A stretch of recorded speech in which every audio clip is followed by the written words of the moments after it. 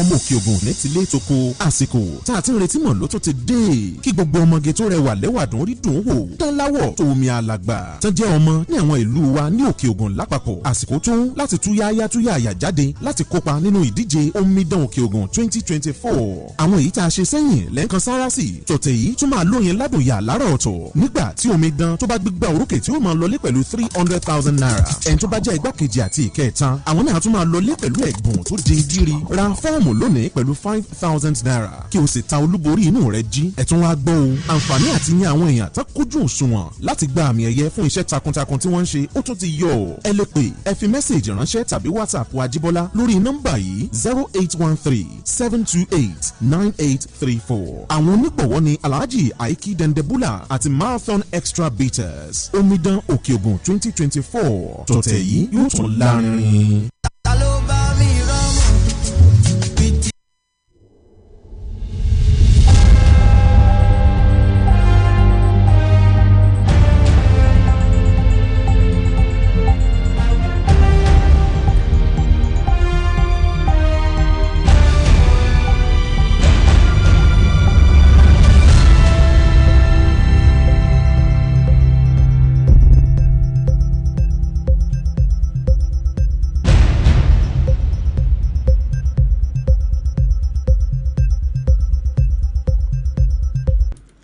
Good morning and welcome to yet another interesting edition of Newspaper Review on Power365 FM, your number one online radio in Southwest Nigeria. We are the best among the rest. Wherever you may be listening to my voice, please, you can follow us on all our social media and on Facebook at Power FM Live, on YouTube at Power365 FM, and for the TikTok lovers at Power365. Online radio is where to watch us and listen to us live and direct. Once again, my name is Ibidapo Miracle Oluwadamilola. Alright, then you know how we do it. First of all, we go through the headlines, and afterwards we dive into the news and details. This morning I have with me the Punch newspaper and also Daily Post, the two news paper that I'll be reviewing together this morning. And on the first news headline, I'm able to see here: court jails undergraduates for fraud in Port Harcourt. Reps want airstrips license withdrawn from Canaan land holders. Kenya secures $606 million IMF loan. Striking varsity, workers vow showdown as federal government rebuff talks. FCCPC uncovers Qatar inflating goods prices nationwide. Bianca Ojukwu, other ministers set for swearing in after Senate confirmation. PDP, APC trade blame over electoral violence. Group-sake road repair, healthcare, center upgrade for Kogi community. Microsoft profit rises to $24.7 billion in Q3 2024. Defianini partners boils on entrepreneurs' empowerment in Delta. Alright then. And also on Daily Post this morning, I'm able to say this proposed tax bill, League of Northern Democrats back governance. Lagos police to sue program organizer over CP pictures and flyers. And also, physicians weak Enugu NMA takes cholera campaign to school. Forget a beauty, Akpabio cautioned Senator Ungu during Bianca screening. Alright then, jubilations as Kaduna Disco restore power for 2 hours. Enugu Timber Markets Union election leaders won as crisis looms. And also, I'm able to say this: Nigeria losing confidence in judiciary. That's coming from Atiku. Local government polls: Cross River government declares Thursday, Friday public holidays.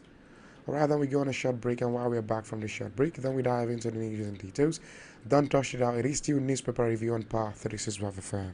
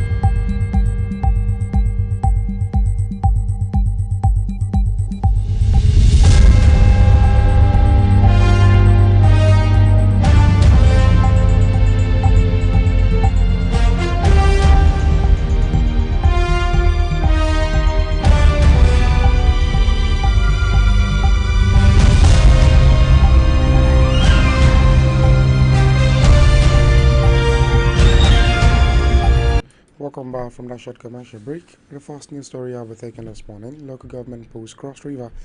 The government declares Thursday, Friday public holidays.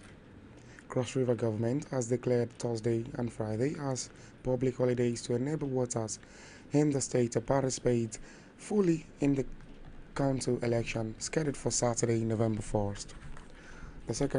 The Chief Secretary General to the Governor, Mr. Nsa Gill, made this disclosure in a statement on Wednesday in Calabar. Gill said the decision was give ample opportunity to those who have to travel outside Calabar to various parts of the state to exercise their civic duties. He therefore called on the residents, especially voters, to take advantage of the two holidays days to engage in the electoral process and make their voices heard. You can read further details on that also on the Daily Post this morning, as Cross River government declares Thursday, Friday as public holidays.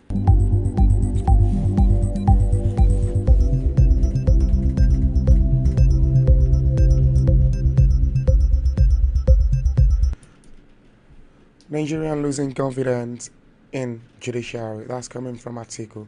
Former Vice President Atiku Abubakar has berated the court order barring financial allocation to Rivers State. According to Daily Post, has reported on Wednesday that the Federal High Court sitting in Abuja restrained the Central Bank of Nigeria (CBN) from further disbursing financial allocations to the Rivers State government. The presiding judge, Joyce Abdulmalik, ruled that funds from the Federation account should not be released to the state pending the passage of a lawful appropriation act by validly constituted House of Assembly. The suit was filed by Martins Mawele, led Rivers State House of Assembly. Abdulmalik heard that Siminalayi Fubara, the Rivers State governor, heard in representing the 2024 appropriation bill to a not properly constituted 5-member assembly. Atiku, while reacting a statement through his media advisor, Paul Ibe, on Wednesday, warned that the judicial reaction could destabilize Rivers State. According to him, it was appalling that elements loyal to the federal government were pulling strings from behind. He questioned Abdulmalik's decision to issue an injunction while Rivers State's legal challenge was still underway at the Court of Appeal. Last week, the Court of Appeal declared that Rivers State's budget was illegal because it was passed by an inchoate assembly. The court ordered Governor Siminalayi Fubara to present the budget afresh. The Rivers State government has already filed a notice of appeal so that the Supreme Court can hear the matter. However, some elements in the Bola Tinubu administration has procured a judgment intended to undermine the Supreme Court. Even before the judgment was delivered, legal luminary Femi Falana-San had alerted the Chief Justice of the Federal High Court, Justice John Tissot, of possible compromise after house gift had been presented to judge in Abuja. Sadly, Falana's warning was ignored, the statement read. You can also read further details on that on the Daily Post this morning, as Nigerian losing confidence in judiciary. That's coming from Abubakar Atiku.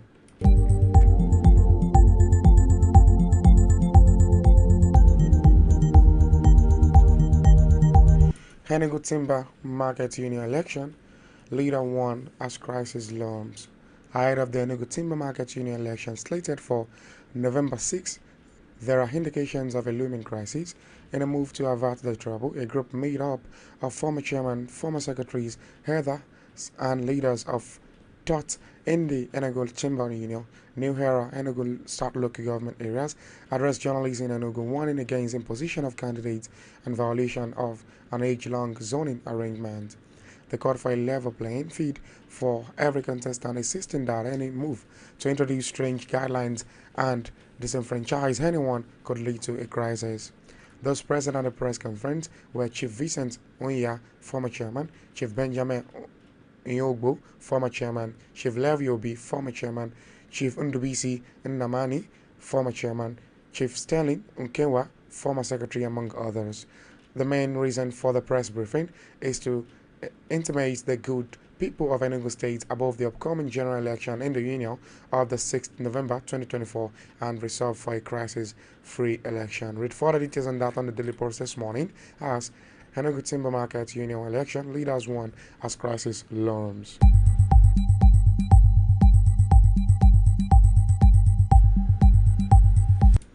Still on Daily Post this morning, jubilation as Kaduna Disco restored power for 2 hours.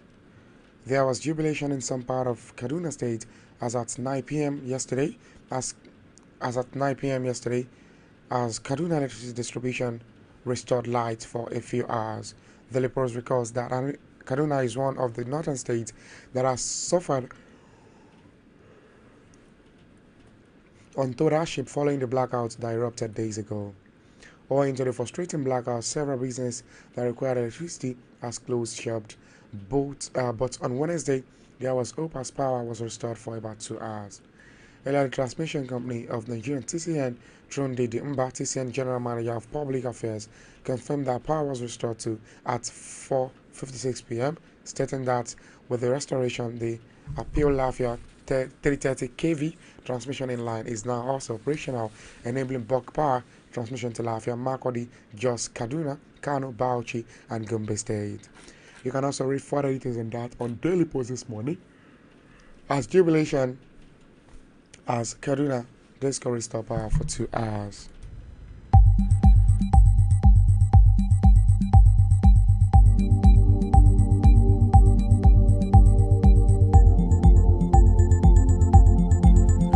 Back to Punch newspaper this morning. Rep wants airstrip license withdrawn from Kenaland and others. The House of Representatives has urged the federal government to withdraw airstrip license already issued to the private individuals and organizations in the interest of national security. This is even as the House sought immediate stoppage of the issuance of new license for the operation of airstrips to individual and organization. The resolutions were sequel to the adoption of a motion of urgent public importance sponsored by the member representing Agumi Abukuyom, a federal constituency of Zamfara State, Mr. Abubakar Gumi. Justifying the importance of the motion, Gumi, who defected to All Progressive Congress from the People's Democratic Party during Wednesday plenary, noted that only recently the federal government, through the Minister of Aviation and Aerospace Development Festus Keyamo, confirmed the approval of an airstrip for Living Faith Church situated on Kenaland in Ota, Ogun State. He further said that on Sunday, October 6, 2024, the founder of Living Faith Church, also known as Winners Chapel, Bishop David Oyedepo, during the Tehillah Night Special Edition at Covenant University Chapel, Kenaland, Ota, informed his congregation of the approval of an airstrip granted by the federal government to his church. He recalled that in September 2014, a prominent religious leader was linked with a private jet used to convey $3.9 million in cash to South Africa for the purchase of arms. The private jet, which was seized by the South African authorities, had 2 Nigerians and an Israeli on board.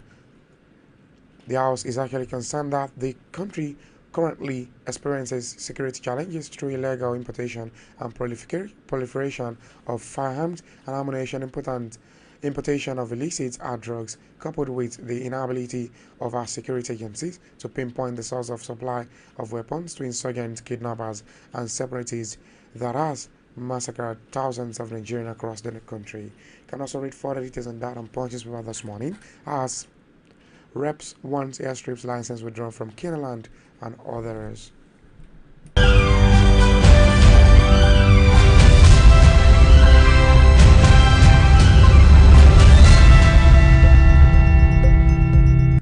Finally, on newspaper review this morning, PDP APC trade blame over electoral violence. The Ondo State chapter of the People's Democratic Party has called on the security agency in the state to nip in the bud an alleged plan by the ruling All Progressive Congress to cause violence before and during the November 16 governorship election in the state. In a statement issued on Wednesday by the special advisor to the PDP campaign organization, Mr. Ayo Fadaka, the party alleged that the APC opened some centers across the state which it harbored talks to cause security scares during the election period. On the contrary, the APC, through its Director of Media and Publicity, Mr. Steve Otaloro, denied the allegation of the opposition party as it described them as a mere figment of imagination. The PDP has said we take serious consignment of actions The APC continues to take criminally compromise the November 16 election. These sundry actions, which began weeks ago, are beginning to crystallize and giving an imprimatur of official down with the announcement of the Security Committee under the chairmanship of the State Commander of the Omotekun Corps, Chief Tunji Adeleye. As earlier stated in a media interview by the chairman of the campaign organization, Dr. Eddie Olafeso, we will resist any attempt to drag the Amotekun Corps into the election. We firmly place on record that Adeleye appointment is an undisguised attempt to make the Amotekun Corps play rugged roles like Ugalism and to agree activities as we prepare for the election. The APC spokesperson further stated that the party campaign was based on issues and not on misinformation. Our campaign is focused on issues, not misinformation. We are committed to working for the people, not spreading false allegations. The PDP should join us in promoting a peaceful and issue-based campaign. We call on the good people of Ondo State to disregard the PDP baseless allegations and focus on the real issue that affect their lives. Governor Aiyedatiwa administration has delivered on its promises, and we are committed to continue this progress, Otalo said. You can read further details on that also on the Punches about this morning as PDP and APC trade blame over electoral violence. And finally, before we leave this morning, let's run through the headlines once again. Caught jail undergraduate for fraud in Port Harcourt. Reps want airstrip license withdrawn from Kenaland others. Kenya secures $606 million IMF loan. Striking varsity workers vow showdown as federal government rebuff talks. Physician wake. Enugu's NMA takes cholera campaign to schools. Forget for a beauty. Akpabio cautioned Senator Ongo during Bianca screening. Enugu's Timber Market Union election. Leaders won as crisis looms. Rivers Nigerian losing confidence in judiciary coming from Abubakar Atiku. Local government push Cross River government declares Thursday, Friday public holidays. Helicopter crash. NSIB gives update. Says fifth body recovered. Thank you so very much for being part of Newspaper Review on Power365 FM this morning. Up next, it is Newspaper Review in Yoruba edition. Latin Nui Wearing. Thank you so very much. Have yourself a fantastic and productive day ahead.